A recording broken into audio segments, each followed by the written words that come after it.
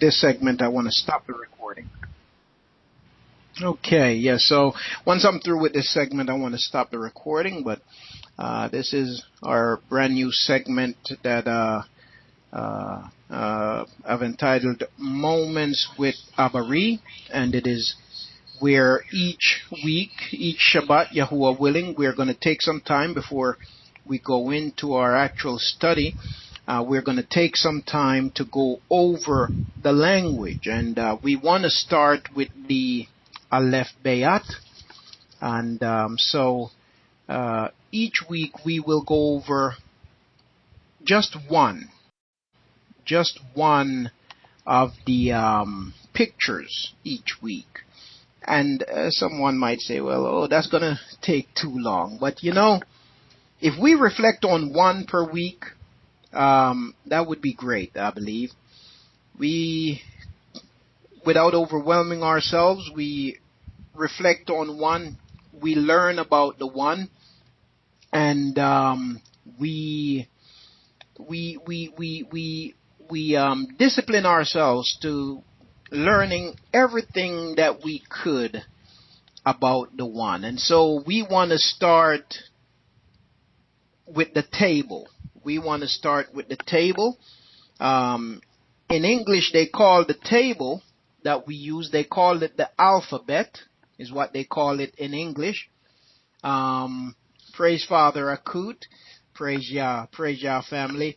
In English, they call it the alphabet, but in Abary, it is the table of the Abary language is not known as the alphabet, but is known as the Alaph Bayat. The Alaph Bayat. So we begin today with the beginning of the table. We begin by stating the name of the table, and pardon me my handwriting here. I'm going to try to be as polite with my handwriting as I can be, but no promises, but I'm going to do my best. Okay, writing the name of the table here. So it is the Alaph. Notice Alaph is not spelled A-L-E-P-H. That's the Yiddish way. It is spelled A-L-A-P-H. Alaph Bayat. Alaph Bayat. And I'm sorry, boy, that's an ugly B. But bear with me. I don't know if everything's gonna fit here. That's a Y. B-A-Y-A. Oh boy, I'm trying to make it fit. T. Running into problems. Give me a second here, family. I'm gonna start that over again. Give me just a second. Let's start that over. We're gonna fix that. Okay. Bear with me just for a second here. All right. All right. Let's fix that. Okay. So let's start here. Let's see. Here we go.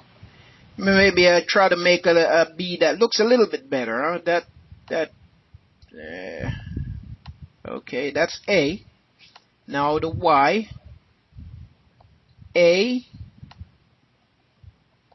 Another A there, and then T. Okay. Things are a little bit jointed here. And H. Wow, I managed to squeeze it in there. Okay. So the name of the table is the Alaph Bayat. Alaph Bayat. Okay. Alaph Bayat. Now what does Alaph Bayat mean? Alaph Bayat means strong. I'm getting in trouble trying to write all this stuff. I could write it another way, but strong house. Strong house. Strong house. Thank you, Akut. Strong house. So Alaph Bayat means strong house. Okay, I'm not going to write everything this way. I'm going to do it. I'm going to cheat. Okay, but I'm going to go ahead and exercise my fingers just for a second here. So Alaph Bayat means strong house. Wow. That's an unusual O and U right there. Looks like kindergarten stuff. Okay. Strong house. Woo! Man. That is some amazing writing. Strong house. Okay. So Alaph Bayat means strong house. And so Bayat is house. One of the meanings of Alaph is strong or strength. Okay.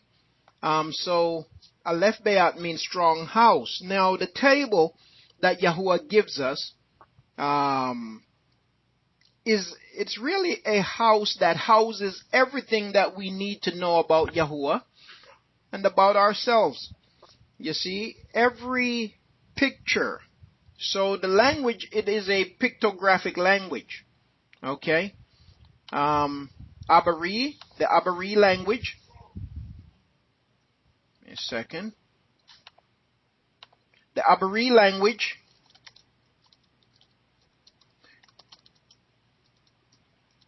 is a pictographic language. Meaning then that everything is told by pictures. It is a pictographic language. And so this house houses many pictures. And from those pictures, we learn everything we need to know about Yahuah and about ourselves and His expectation for us. And so Yahuah speaks to us through pictures. He characterizes His message through the images of things and body parts. Okay, so in the language, you will find a picture of a peg, or if you want to use today's terminology, a nail. You will find a picture of a mouth. You will find a picture of an eye. You will find a picture of a head. And all of these communicate different things to us. You will find the picture of a sperm. You will find the picture of a mark, the two. Some people Yiddish say tav, which is the letter T, so on and so forth. So there are pictures. Yahuah uses imagery to communicate His message to us. And, you hear people say often that a picture is worth 1,000 words. You hear it said, a picture is worth 1,000 words. And that cannot be more true than in the Abary language itself. Okay, so today we are beginning with the Alaph Bayat, a strong house, and we're beginning with the first picture, the first character. In English, we would say the first letter in that table, and of course, everybody know what the first letter is.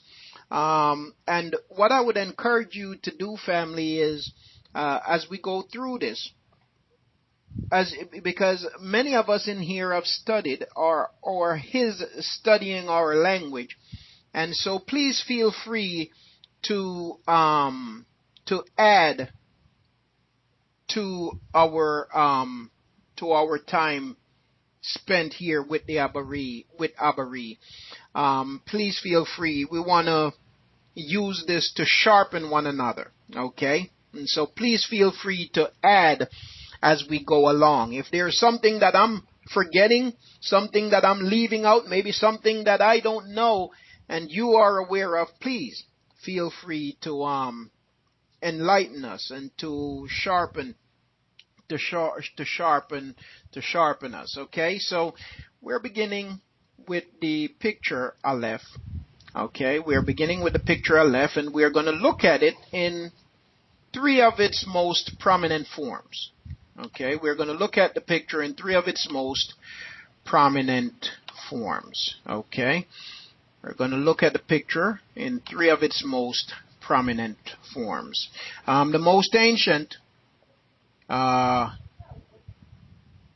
They would call it, I never pay much attention to trying to remember the scientific name because that doesn't matter to me much. We get the scientific name of it from European sources, something like Sinaitic or whatever. But the most ancient form of the Aleph, and this is where I'm going to get in trouble because number one, I'm not a good artist to begin with, okay, but hopefully you'll get the point. Okay, so I'm going to begin with the most ancient form. Oh boy, that sure don't look like the ox that I know, but I'm going to begin with the most ancient form, even though when you see this somewhere else it might not look exactly like mine, but you will understand that it's Aleph. It's just bad handwriting. So what you have here, family, is an example of bad handwriting. But nonetheless, if you see it on paper somewhere where it's better written than this, you will know it, right? So that would be the most ancient form. And this is an ox. This is the picture of an ox. Okay, this is the picture of an ox. That's the picture of an ox. All right. We've all heard the saying, as strong as an ox, as strong as an ox. Oops. Where are we at?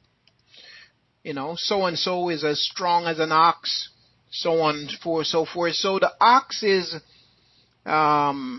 equated with strength. And we get that saying not from our own invention, but because Yahuah causes us to know this.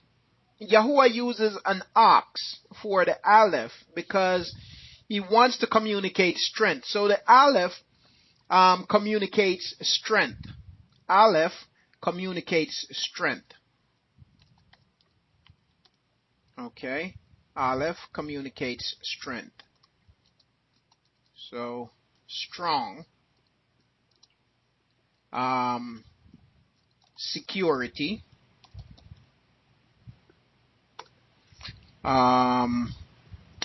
Let's see. Foundation. I'm giving some of the definitions of Aleph here. First. Okay. Above.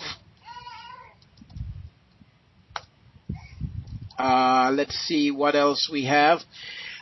So we have strong, we have security, we have foundation, we have first, we have above, fasten. Okay. And you know what's interesting about the Abary language is that pictures, all of the pictures, let me put it this way. There is, even these so-called Hebrew scholars, and we're going to talk about the word Hebrew as we go on here some more. But even the so-called Hebrew scholars will tell you that you cannot add anything to the table that is not already found in the table. Nothing can be added to the table that is not already found in the table. So in other words, let me get my pointer. In other words, every part of each picture is made up of other pictures that are already present in the table. So when you look at the Aleph, these very strokes that you see here, you will find them being a part of other pictures in the table. So you can actually take one picture and you can break it down based on other pictures that are found in the table. And when you go to that degree, it opens up a whole nother depth to us, you see. So the very thing that makes up the horn on the ox would have relation to the yod, the letter yod, as an example. So when we go through the table, everything in the table is related. And you cannot bring anything into the house that is not already found in the house. Okay? I want to just use something, for example, as I make that point. You remember when the woman came to, think it was, which prophet was this? Sometimes I mix up Al-Yasha and Al-Yahu. I believe this was, wait, let me try and think. It might have been Al-Yasha that she came to. Wait. No, it might have been Al-Yahu. And let me tell you the story, and somebody correct me here. The woman who, her husband had died, and it was just her and her son. He was by the brook. I don't remember what brook it is now. All the details isn't coming to me. But he was by the brook, and he asked her to make him a meal, and she said that all she have left is a little bit of oil in the bottom of the barrel, and she's going to make her last meal with it for her and her son. They're going to eat it, and then they're going to die. Right?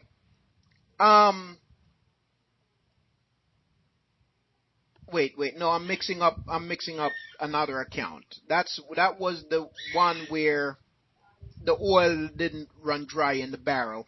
Not that one. I'm sorry, not that one. This is the other one where the woman came to him. And she said that her husband had died. She's in debt. And the people that they owe want to take her son as a slave to work off the debt. And she needed to know what she must do. So he asked her, what do you have in your house? Okay, he asked her, what do you have in your house? It's found in the book of Malachim chapter 4, I believe. First Malachim chapter 4, I believe, is where that account is found. He asked her, what do you have in your house? And basically she said that all she had was some empty jars. And then the prophet told her to go with her son and close the door behind them and begin to pour, right? And the point of that story when I read it is that everything that she needed was already in her house. It's just like when Yahuah established the garden and he put mankind in it. Everything that man needed for life, for shalom, for happiness, everything was in the house. You see, so everything she needed was already in the house. Well, in the same way with a table, everything that we need is already in the house. Everything we need is already in the house. So there is really no reason for us to go outside of the house to get anything to bring into the house. Now, why do I emphasize that? Because I'm really talking about vowel points and how they add vowel points to the language. Okay, so because of the addition of vowel points to the Abary language, we get letters like, give me just a second here. Because of the addition of vowel points to the language, we get letters like I, we get letters like O, we get letters like, now, in the language you do have the double O sound, which is represented by the letter U in English. So in Abary, what you have is a double O sound, but the double O sound becomes a U in English. It's like the word Yahoo. Yahoo. Well, Yahoo, you hear Yahoo. If I write Yahoo, Y-A-H-O-O, that's Yahoo. But if I write Yahoo, Y-A-H-U, the sound remains the same. It is still Yahoo. Okay, so the double O sound in English actually is represented by the letter U. Okay, the double O sound in English is represented by the letter U. So in the Abary language, you have the double O sound, which when it's transliterated, it becomes the letter U, the English letter U. Okay? Somebody might argue and say there is no U in the Abary language. You're right, there is no U in the Abary language. There is the double O sound or the letter U in the Abary language, which transliterated is the letter U in English. Okay? You don't have, if you want to speak strictly from the perspective of the language, one can say, oh, there is no M in Abary. Well, no, but transliterated, mam is M. Okay, so transliterated, you don't have the letter M, because the letter M, you don't have anything in Abary that stands by itself as a letter M. What you have is a picture. That picture is mam. You see, M-A-M, and so on. So, some people like to play around with, I can't even call it semantics, play around with foolishness, because they don't have an understanding of translation and transliteration. Yes, and mam is our English letter M, you see. So, what we're dealing with here is translation and transliteration. Okay, when we deal with the table, it should not be translated. The table must be transliterated. When we deal with the table, just as when we deal with a name or titles, pronouns, it cannot be translated. It must be transliterated. Now, when you transliterate, what you're seeking to do, you're seeking to preserve character. And so character as in definition and sound. Okay, you're trying to preserve definition and sound. Character, you're seeking to preserve character. And if you're trying to preserve character, then you're trying to preserve the definition and the sound as best as possible as you take it over into another language. So this is one of the earliest forms of the Alaph. Now, of course, Alaph we said that Alaph, one of the meanings of Alaph is strong or strength. It speaks of security. It speaks of foundation. It speaks of first. It speaks of above. It speaks of fasten. Alaph, even by extension, Alaph also speaks of a father by extension. And if you look at all of these definitions, if you look at the definitions here, you will see that. You see, a father in a family is supposed to offer strength, security, foundation. He is the head of the household. He is above. He is the ruler of the household. He keeps the household together. Okay? A father in a family does all this. Yahuah, over his people, does all of this. So even Alaph, by extension, speaks of the father. Abba. Okay? Those are some of the definitions of Alaph. Now we want to look at other ways that Alaph is also written. Okay? Now, so this is the ancient, more ancient form of Alaph, and it is the head of an ox, representing these definitions, strength, so on and so forth. The next you have, over time, our language evolved for different reasons. Okay, over time, language evolved for different reasons. And what I mean by language evolving, and even the way the style of writing evolved and so on, because people naturally want to get more fancy. That's something that we as people do. We want to get more fancy. Even as kids, when we write, we would try to find other fancy ways of writing the same thing. Well, over centuries, as a people, we do that. We try to find more fancy ways of writing. The problem is when we do that, we kind of get away from in the case of the Abary language, we kind of get away from, we lose sight of the message. We lose, yes, absolutely, and hoping people can catch on. Absolutely, Akut.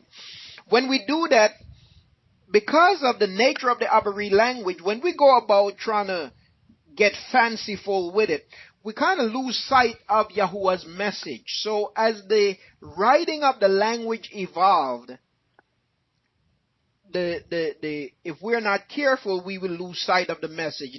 The more ancient form of the writing is very pictographic. You see, it is very explicit in meaning. You look at it and you know what is being said. But as we become more fancy in our writing style, that explicitness kind of fades. And now we've got to try to remember back, well, okay, what is Alaph supposed to mean? Because all of a sudden now, we're not writing Alaph the way that Yahuah gave it to us. So now, we figure we're going to get a little fancy, and this comes out of our captivity, and so on. So we now begin to intermingle with other people. We see their form of writing, and we say, okay, we can blend their writing with our writing, we can do something a little bit more fancy. After all, they seem to be more advanced than us. We want to be technologically savvy like they are, so let's change our thing to be more up to date. You see, I prefer the American way. I want to be more modern, so to speak. So that's what Yasharal did. So they looked at the Babylonians when they got taken into captivity. They look at their way of writing. They look at other people around them, the way they're writing, and they say, well, this is too old. This is primitive. Let's update our writing style. So out of captivity comes Paleo. And that's where seemed like we were always laying down on our sides whenever we write anything. We were either laying on our sides or we were standing on our heads, because we either wrote things sideways or we wrote them to today's standard upside down. And this is what I'm talking about. So in the Paleo, Alaph now looks like this. Let me extend that a little bit. So in the Paleo, Alaph now looks like this. Okay. Now, what does that look like? What does that look like, dear family? That Alaph in Paleo looks like the letter A, just laying on its side. That's right, Akut. Looks like the letter A, now just laying on its side. Okay, so that's the a capital A laying on its side. Now, the thing with this form of writing, when you look at this, you see that it loses some value, don't it? This loses some value, don't it? Because you don't see an ox head looking like this anywhere. Have you ever seen an ox looking that way? I never seen no ox whose head look like this. So now we have a challenge.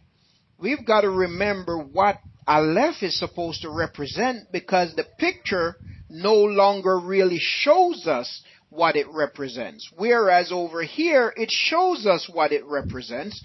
Over here, it does not really show us what it represents. So now we've got to remember, oh wait, what's Alaph supposed to be again?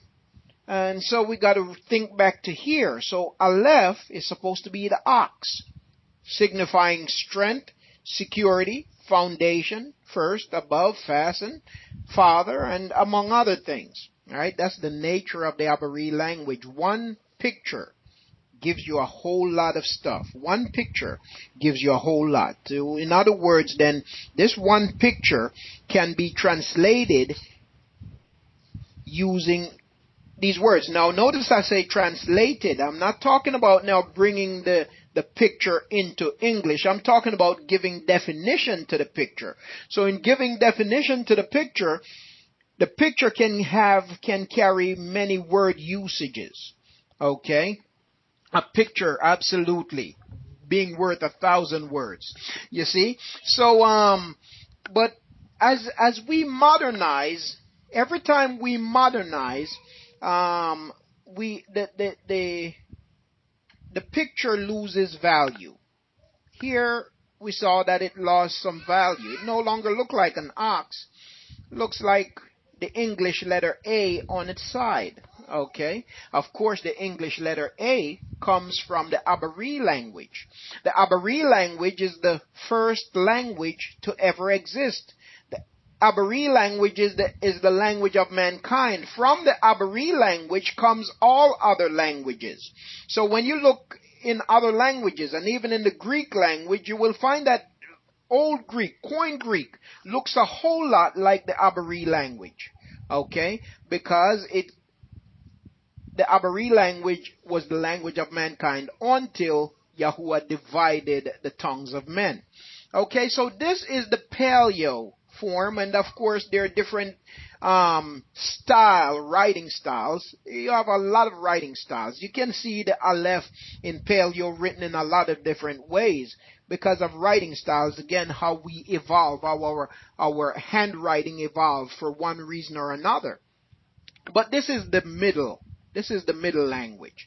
Now, we went into captivity again later. We went back into captivity to Babylon. And when we went into captivity in Babylon, the last time there, for the 70 years of captivity in Babylon, yes. When we went there now, what happened was we fell in love with the writing style of the Babylonians. We fell in love with the writing style of the Babylonians, and that's where we get this Alaph. Not a very good representation there. But we fell in love with the writing style of the Babylonians, and that's where we get this. You, again, keep in mind that this is bad writing. When you go to look, when you're looking at the writing, the lettering or the pictures, they might not look exactly like mine because my handwriting is a bit terrible here, but I hope you get the point. So this is as a result of, give me just a second here now. This comes, let me write something here. What we have over here comes out of, this is the Aramaic form of writing. Okay, that is the Aramaic form of writing. Let me clear some other stuff off the board. Okay, that is the Aramaic form of writing. Okay, so this now is the Aramaic form of writing. That's the Aramaic form of writing. And so this is where this writing style comes from. And this is the writing style that the Europeans took. And when I say the Europeans, I'm speaking of the Jews because the Jews are Europeans. The Europeans took this, they kept this style of writing, and then they just mixed the language with various European dialects to create what we now know as Hebrew. And really, I no longer try to make a distinction between modern Hebrew and ancient Hebrew in the sense of the way some people do, because in reality, when you look at Hebrew, let me see, I'm getting a bit of feedback here. Let me just try to figure out where it's coming from. Let's see, where might it be? Give me just a second. Okay. So in reality,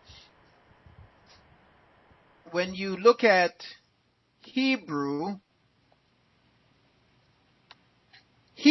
is not Abary. Hebrew, what's called today Hebrew is not Abary. Hebrew, you can say, is simply the modern Yiddish, Hebrew is modern Yiddish.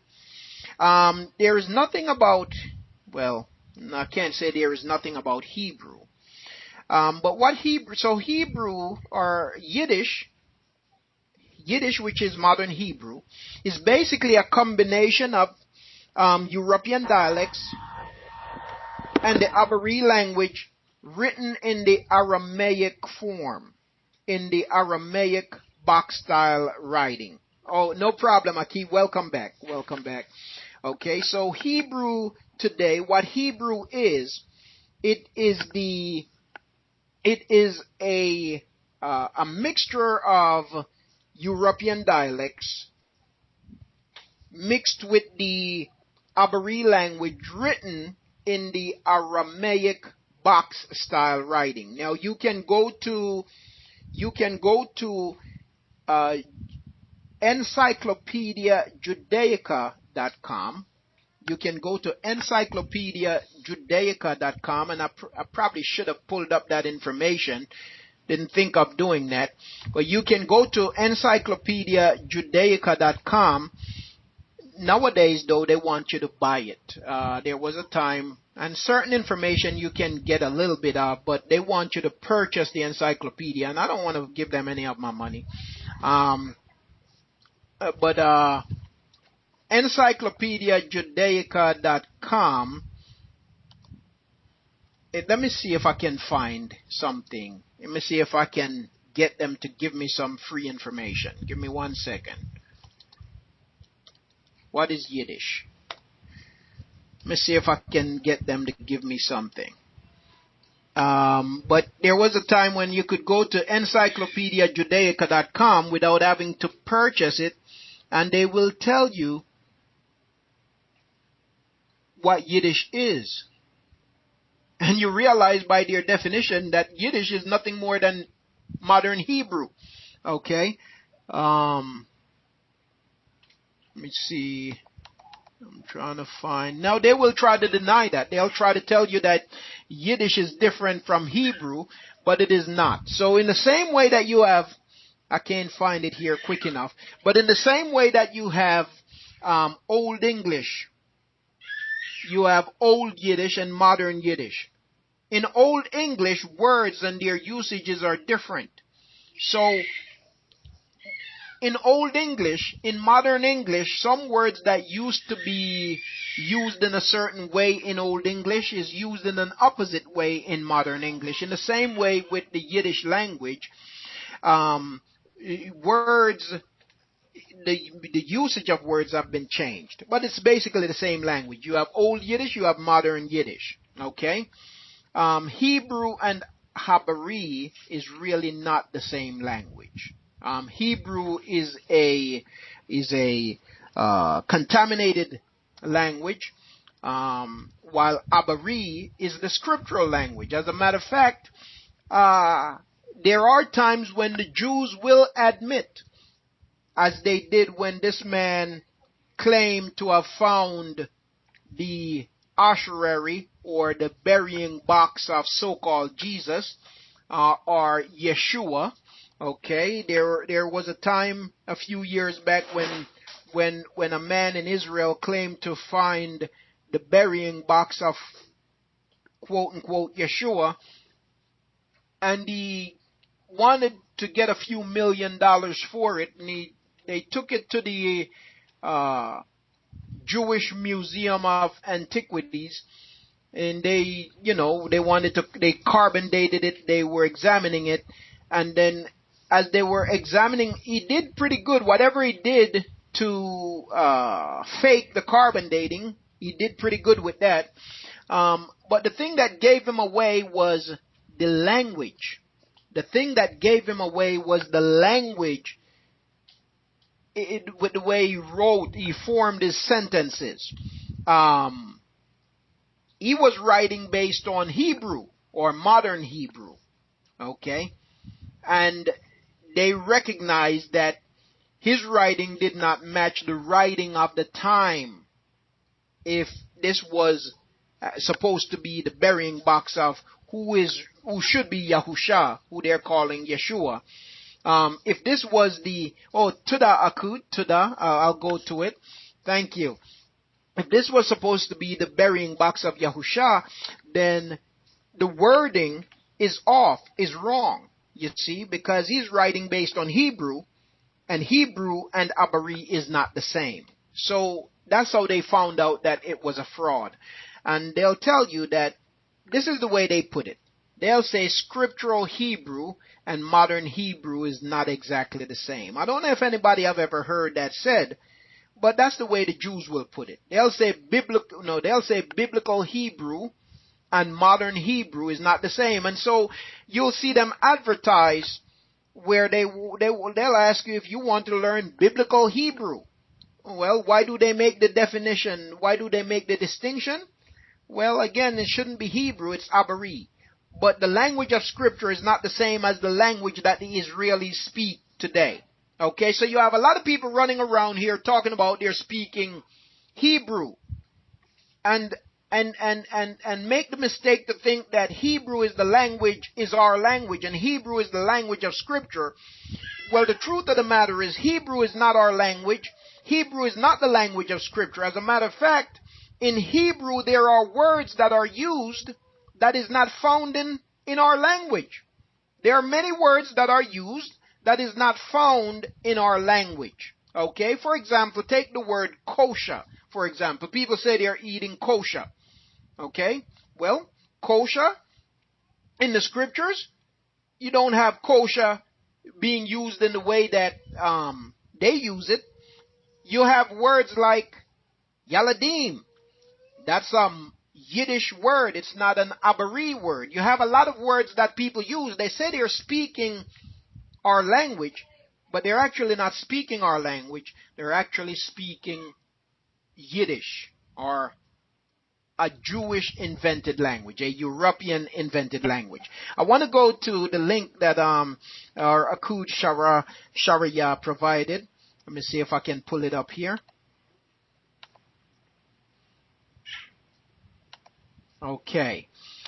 This is the free dictionary by Farlex. Okay. Hebrew language, member of the Canaanite group of the West Semitic subdivision of the Semitic subfamily of the Afro-Asiatic family of languages. Now, pay attention now to certain keywords being used here. Afro-Asiatic. Afro-Asiatic. Now, if you hear the word Afro-Asiatic, what does that tell us, family? Afro-Asiatic. If you hear the word Afro-Asiatic, yes, it gives you an idea of two places. Okay. African and Asian. Okay. Now, the Asia there being referred to is what they call Asia Minor, right? Asia Minor. So the regions of Philippi, Corinth, and so on, that's the Asia that is being referred to. But oh wow, Akut, I'm sorry to hear that. May Yahuah keep you safe there in the storm, and hopefully your connection will be spared, Akut. Yes, so Afro-Asiatic, number one, the first word here is Afro. So African. The people of Yasharal is an African people. Okay, but they didn't live like Yasharal is not in the mainstream of Africa. It's almost bordering the main body of Africa and the minor Asian coast. Okay, so that's why it's called Afro-Asiatic, because the land of Canaan was not sitting in the main body of Africa. It was between Asia Minor and the greater body of Africa, but it's all African territory. So Yasharal, the land of Yasharal, or Canaan, is African land until America and Britain changed that fact. Okay? Okay, I see a coup. Let me see. Okay, well, I'm going to get off of there pretty soon. Let's see. Say Hebrew. Now, of course, I'm going to read what they have here. Hebrew was the language of the Jewish people in biblical times. Of course, the Jewish people didn't exist in scriptural times. Okay, and that's something that we'll get into as time goes on. The oldest extant example of Hebrew writing dates from the 11th or 586 BC, or 10th century BC. Hebrew began to die out as a spoken tongue among the Jews after they were defeated by the Babylonians in 586 BC, well before the time of, okay. And it's got a bunch of stuff in here, and maybe if I read on, I'll find the information that I want. It's got a bunch of the standard lies. I want you to see, I'm sure if I read on, you'll see probably where it gives you how Yiddish comes into play. Because they do give you some truth. Now, the best site that I've found is from the Jews themselves. Well, that might be one of theirs also, but the Encyclopedia Judaica, they tell it in a way that I was shocked that they even went as far to give you that much detail, but they did. They told on themselves. Okay. Anyway, so the Abary language and Hebrew is really not the same. Okay, it's really not the same. So this writing style, which is what modern Hebrew is written in, yes, absolutely a key. And Semitic, which really comes from Sham, okay, Sham, the Jews are not, if you want to use the word, I don't know, they're not Shami. That's something else. So in Abary, you wouldn't have, say, Shamitic. Those prefixes you wouldn't have, or Shamatic. You don't have those prefixes in the language. The language would use something like Shami. Okay? It would use like Shami, like if you're talking about, let's see, one of those, what they call ites. Just like you don't have the prefix ites, you know, you don't have the prefix ites, you know, so they would be, the Jews are not from Sham. The Jews you see there today are not Shami. They're not from Sham. They are not a people of Sham. And how do we know that? The scriptures and even the Christian dictionary let us know that Sham is a Negroid people. Sham is a Negroid people. Okay, the Christian dictionary let us know that. Do the Jews look Negroid? Hitler let us know that. Okay, Hitler let us know that. Even though the translators of his writing used the word Jew, well, the translators of his writing called the Jews Negroid parasites. Negroid parasites is what the translators of Hitler's writing translated. Hitler said the Jews are Negroid parasites. Of course, it wouldn't be Jew. The word that is used is Yahudi. Okay, Yahudi. Okay, but in translation they use the word Jew, which is as a result of the lies that have been constantly fed us. Okay, but they're Negroid parasites. Are the Jews today Negroid in complexion? What does Negroid mean? Okay, Negroid speak of what is now today called a black people. People were not always called black. Okay, but Europe brought on that definition concerning skin color in their invention of race. But even Hitler said it called the people of the place and the people of the scriptures Negroid parasites. Okay, so certainly they are not. The Jews do not meet that definition. Anyway, these are the three main forms that we will find Aleph written in. So this is the first picture in the table. Okay, Aleph. This is the first picture in the table, Aleph, and it's a little bit of what we have discussed here is just a little bit of the history of the language. There's far more for us to get into, but again, we're just spending a few moments with Abary, and we are beginning with the very first picture in the Aleph Bayat, strong house. And so we have looked today at Aleph. Before we continue, yes.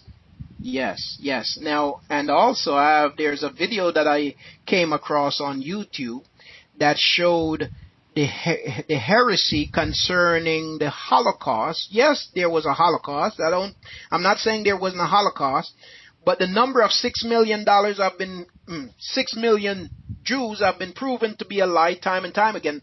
It's a story that they developed long before even the Holocaust. Every time something went down, the story was, and it's recorded in newspaper after newspaper, beginning about 50 years even before the Holocaust. Every time something happened or something didn't happen, the story that appeared in the newspapers is that 6 million Jews either got displaced, got killed, or 6 million Jews are starving.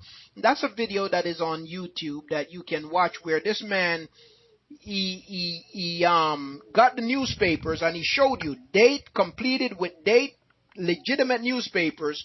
We're all over the place. They keep giving you this figure of 6 million Jews. There are videos on YouTube where that filmmaker, he's a Jewish filmmaker, well known in Hollywood. I forget his name now. One of the most well known ones in Hollywood, where he had made a documentary about the Holocaust, and on YouTube it shows Spielberg, right? Steven Spielberg, and he was confronted with evidence that this 6 million figure that they continue to put out, that it's false. And when they even confronted some of the people that were interviewed in the documentary, the people admitted to lying, making it up. But that stuff is not put in the mainstream media, you see, but it is a known fraud. Now, what's unfortunate about the Holocaust is the fact that even though millions of the true people of Scripture were killed by Hitler, nobody has ever been charged with it. No mention in mainstream media have been made concerning it. And the reason why Hitler killed his own people was because some of his people, a small portion of his people, were mingling with the Negroid people, okay, with the people of Yahusha, the true people of the book. And so Hitler was upset by that. His father before him also was, but he was the one that did something about it. And the Negroes, the blacks, the Yahudim, the people of Scripture that were in the place at that time, nobody has ever been held accountable for their debts, nor have the mainstream media or governments mentioned anything concerning them. And that's just the sad fact. Okay, so that's the Aleph family. Our first letter in the table. Yahuah willing, we're going to go to Bayat next week. I apologize for my bad handwriting, But before I move on, I just wanted to know if there's anyone here in the room that if you have anything that you would like to add to our look at the language.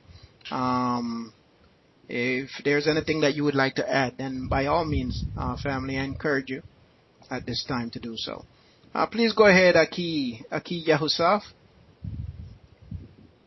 Shabbat Shalom, everybody. Can you hear me? Shabbat Shalom to you, Aki. Yes, I can. Okay, yeah, this is awesome. This is a great teaching, Aki.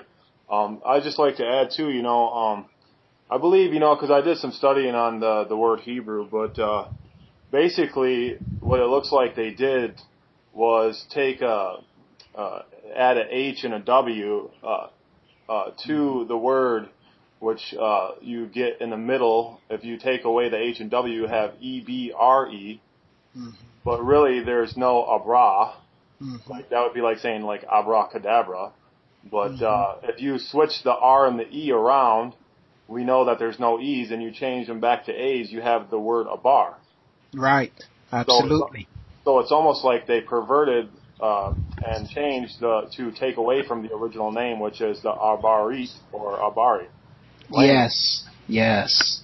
And it's so sad, that most people don't understand the people in Israel, the people that are in control of Israel, how wicked they truly are.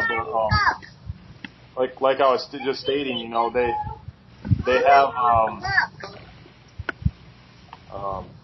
they have basically what. I lost my train of thought. Sorry. No problem, Aki. Take your time. Basically, there really wasn't even that many what they call Khazars, which they now call themselves Jews. There wasn't even that many, 6 million. I don't even know if there was even 6 million of them alive at that time. Right. And which is really interesting is they use the number 6 million, again, the number of man, 6. And they use a lot of the 6 as a number 6 in their things or whatever. But, I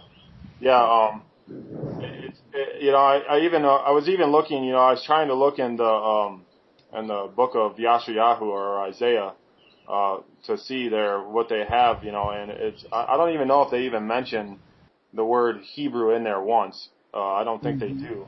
I was looking for it all week or whatever, but I couldn't find it. But, the same thing again in the book of Jubilees where it says that was the original language and everything.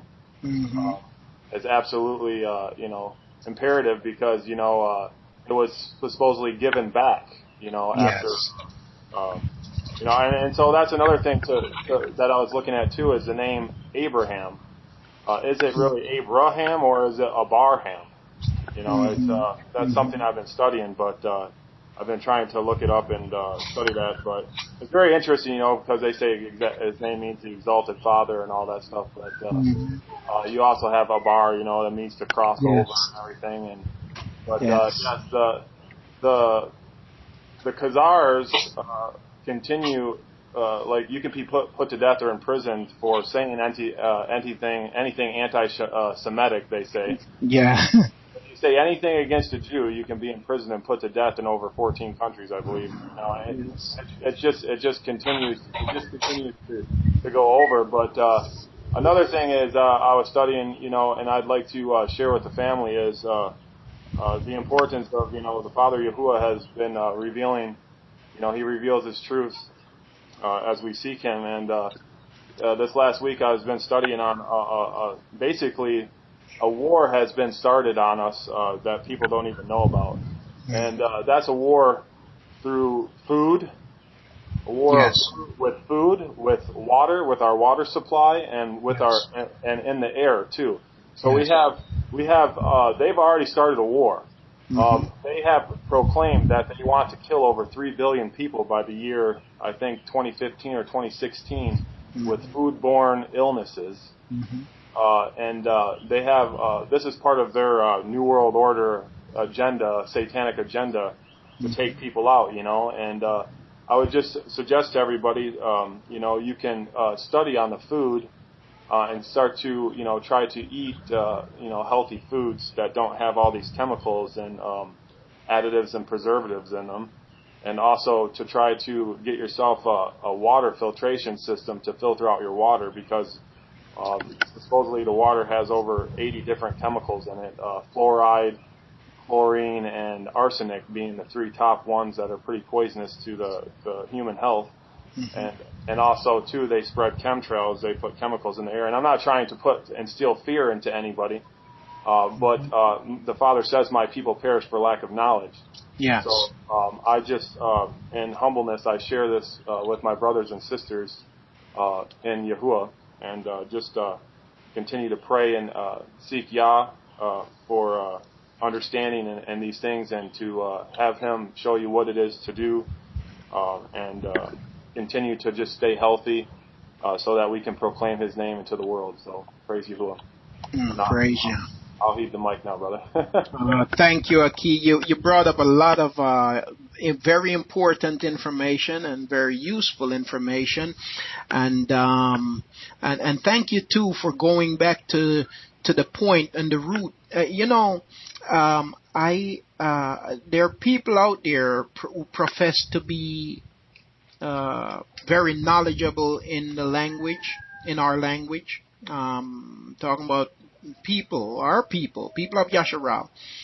And if I use the word Abary, I have been actually laughed at by one guy in particular that he's just I don't know what to say, but he really need to be quiet and learn. He's just ignorant. Yes, he's just ignorant. But yet he called himself teaching a whole lot. But I used the word Abary, and he laughed at me. What's that? And when you find that, well, you see what we have? We have a bunch of people who are just gullible.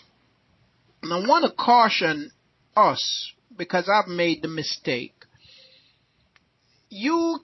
Listen, the lies are so intricate and so twisted and so wicked and so misleading that you cannot for one moment see something and say, oh, you know what, since they use a O here, for example, I did this with the name Masha, or Moses, right? So at first, when I see Moses, I didn't go looking up the name. I say, okay, since they use an O here, then it must be a U. And of course, the SH is fine and so on. And so I came up with Musha, okay? Because I see in many other places where they just simply change the U to an O.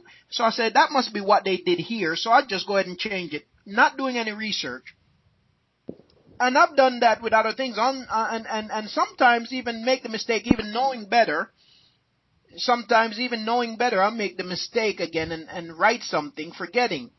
But what I'm trying to say in that is, don't take anything for granted, because sometimes the lies are so severe that it'll be one thing there, and they totally take that thing away and put something that have nothing to do with anything in there. And when you look it up, you're wondering, how did they come to this conclusion? There is no relation. There is something totally different. How did they come to that conclusion? Well, that's just their wickedness. But even the word Abary, so, you have people, and they said they're speaking the pure language, but yet they're relying on the lies of the Yids. You see, and so they'll laugh at the truth. But the word Abary, the reason why I say Abary is like our Aki just pointed out, the root of it is Abar. Okay? The root of it is Abar. And another thing, if we don't know that, and even the word Hebrew, where they added, when you take it away, you still see, what they do is they change the A to E's. And if you change them back, you see that they still have a bar in there, because that's the way it's supposed to be, a bar. And so the language is Abary, not necessarily Abri. Another thing, if we miss that, think back on the language and what it is. The language is a African dialect. And I don't know how many people here have encountered, how many Africans you have encountered, but speak to some African people.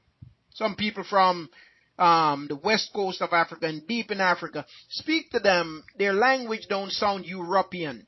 Their language is more like a sharp, guttural, drawn-out language. So they wouldn't say Abary if they're saying, if they're taking away the European influence, it wouldn't be Abary, it would be Abary, you see. And there are a lot of words I could use for example of that. The language is just different.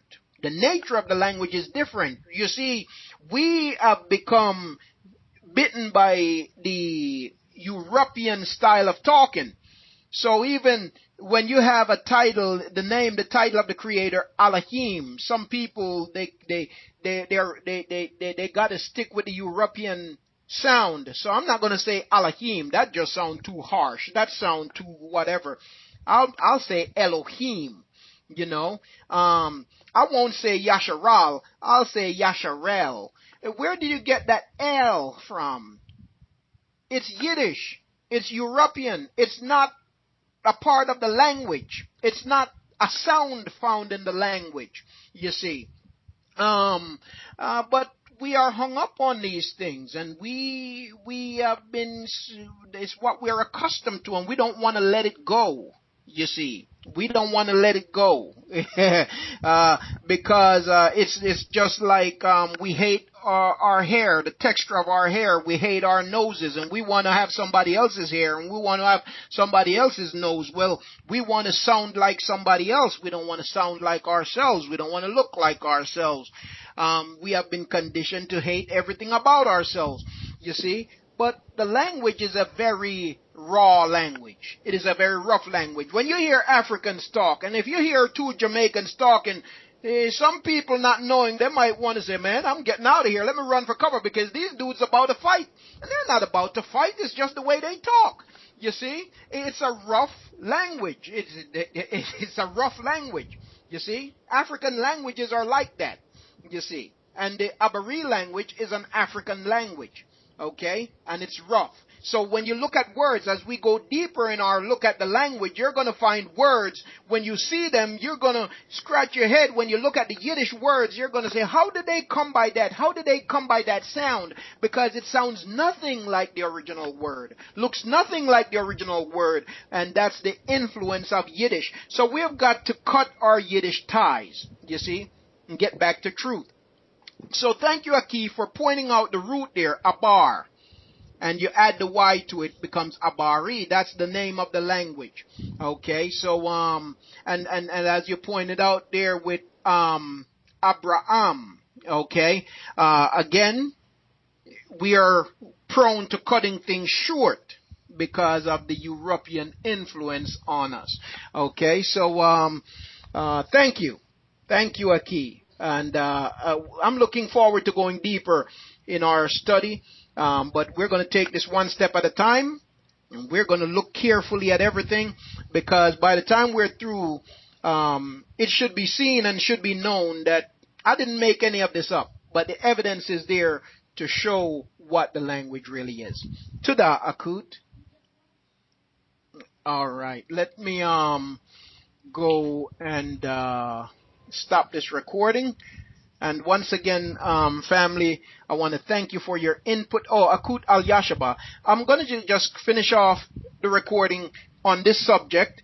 So let me go to Akut Al-Yashaba. And then once we're done with the subject, I'll end the recording, okay? Because I might just, whatever we do with this recording, we might just edit it a bit to whatever, if there's any gaps there that needs to be taken care of, and then we'll be posting them to YouTube, Moments with Abary. So let me just go ahead and go to our Akut Al-Yashaba, and then we'll, if there's nobody else after Akut Al-Yashaba, then we'll stop the recording, and then we'll get into our regular study for today. Please go ahead, Akut Al-Yashaba. Thank you, Aki, for the mic. Thank you so much. Again, all praise to Father Yahuah. Thank you so much, Aki Yahusha, for your information there on the language, for all of your input. For the information on how the war that is has been waged against us in our food, air, water supply, everything. And they are really trying to kill us. And that's why I have come back to the mic, because I don't know how many people are familiar with the website mercola.com.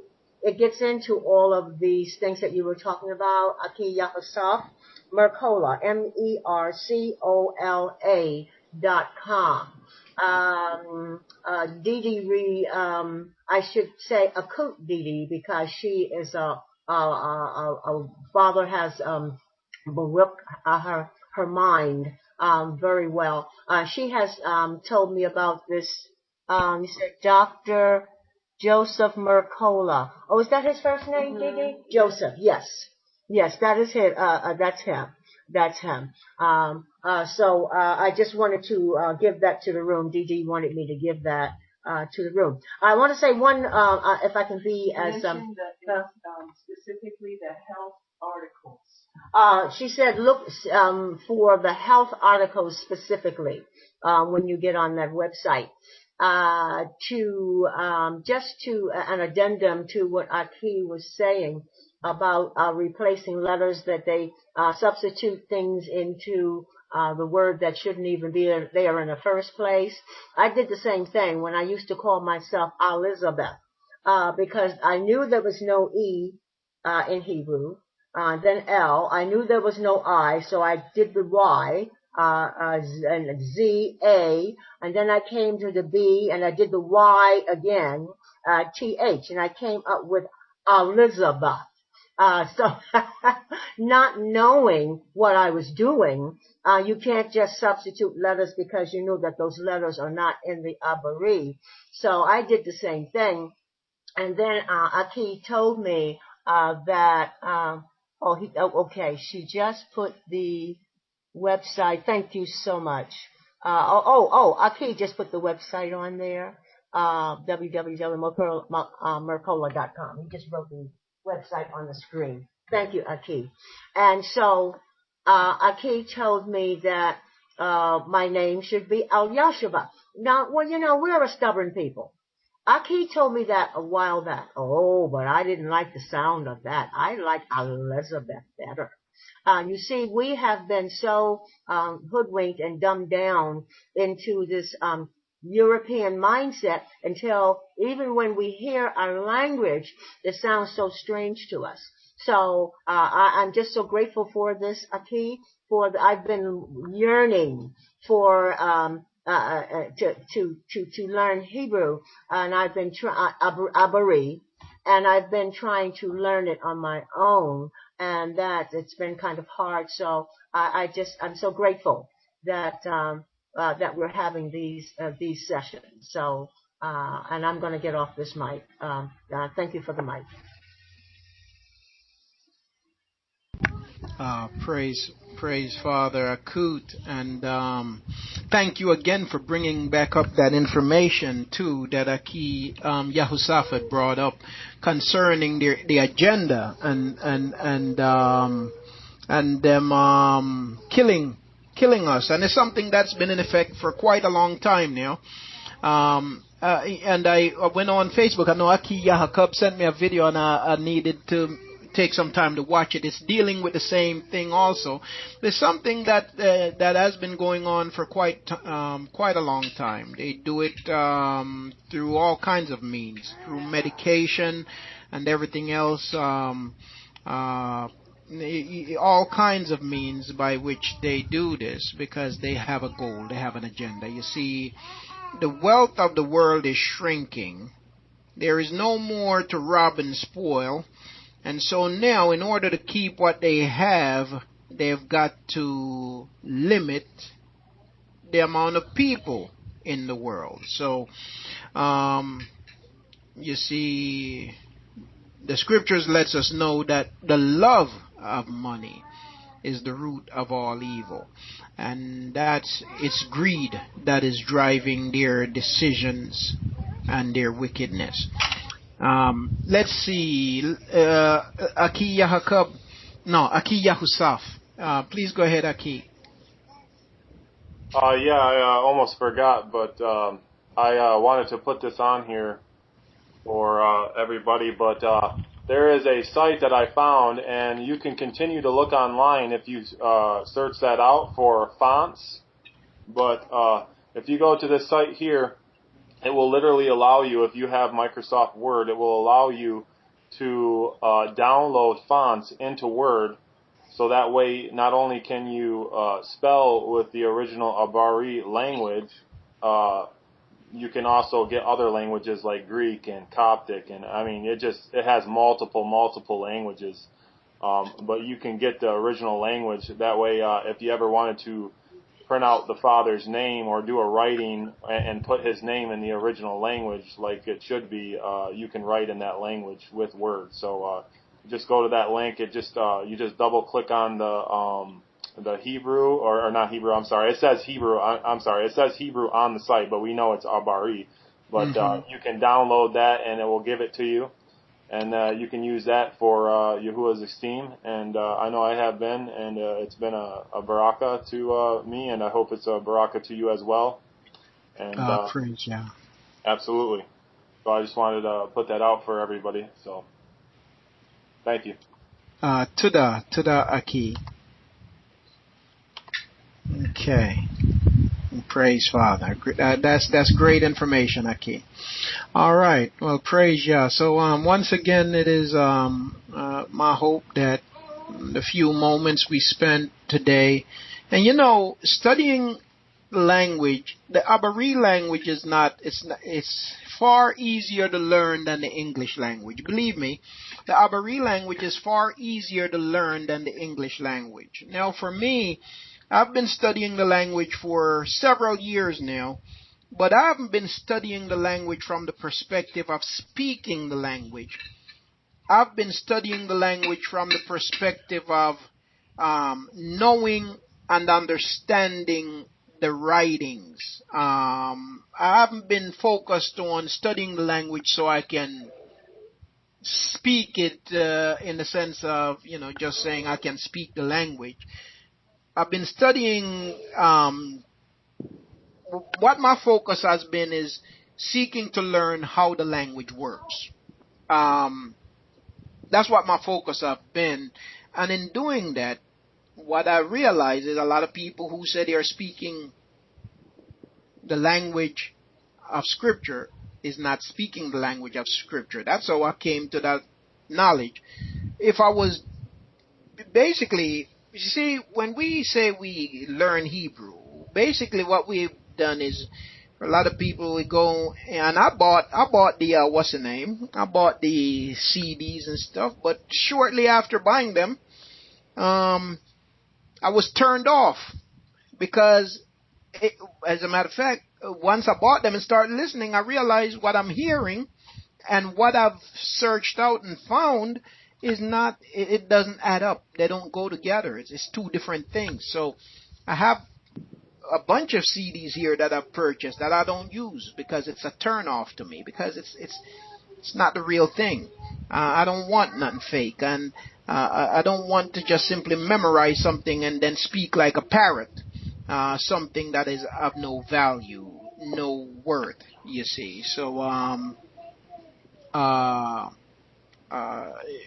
I've focused on really paying attention to how the language works, how words are formed,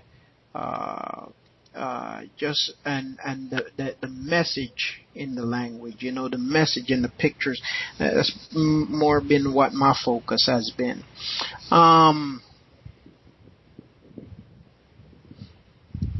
Yes. Some of them are. They're kind of scattered about, really. But the people who have them are not the people to whom they belong. Many of them are in England. The Vatican has some. Some is in the Jews have some.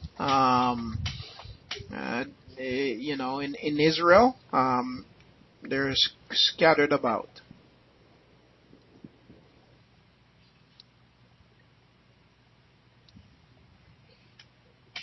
Okay, tada key. Yes. Okay. Well, family, I'm going to go ahead and stop the recording. It's over the time, but again, stop club. I'm going to go ahead and stop the recording.